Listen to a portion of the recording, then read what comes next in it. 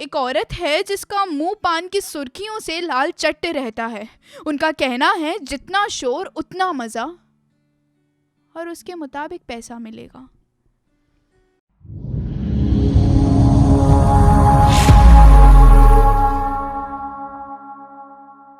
फिर एक आवाज आती है, श्श, जरा ध्यान से सुनना। कुछ आहटें दरवाजा नहीं खटखटाती, किसी हवा के झोंके सी सीधा अंदर आ जाती है। सामने फिर आज वो है। लंबा कद, गहरी काली आंखें, गोल नाक और कान किसी शैतान की तरह बड़े बड़े। बदलते चेहरे और उनकी परछाई अब मुझे एक सी लगने लगी है। और मेरी परछाई, उसकी तो बात ही ना करें, क्योंकि उसकी सूरत तो बड़ी औरतों वाला जामा पहनाकर कई बरस पहले ही बदल दी गई थी, जब मेरा जिस्म सूखा और रोमानियत का मुझे कोई अंदाजा ना था।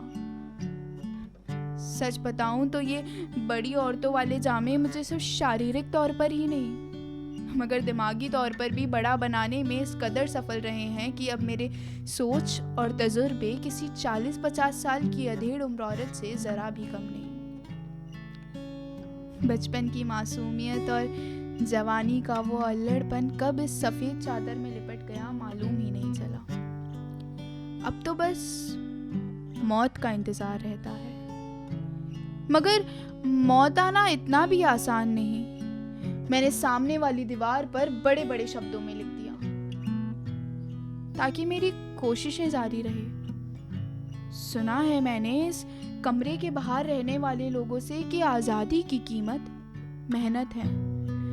न जाने उन्होंने ऐसे कौन से जतन किए हैं कि आज वो बाहर और मैं यहाँ तालों में बंद हूँ, जो खोलते हैं तो सिर्फ किसी के अंदर आने के लिए।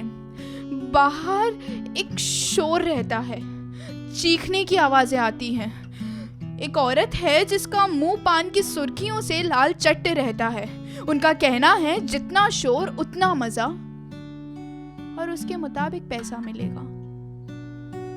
पहले तो मैं ये समझ नहीं पाती थी कि क्यों किसी को चीखने के पैसे मिलते हैं, मगर फिर बदलते चेहरों पर आता घिनौना सुकून देखकर मालूम पड़ा कि पैसों से सिर्फ जरूरतें नहीं, नासाज ख्वाहिशें भी पूरी होती हैं।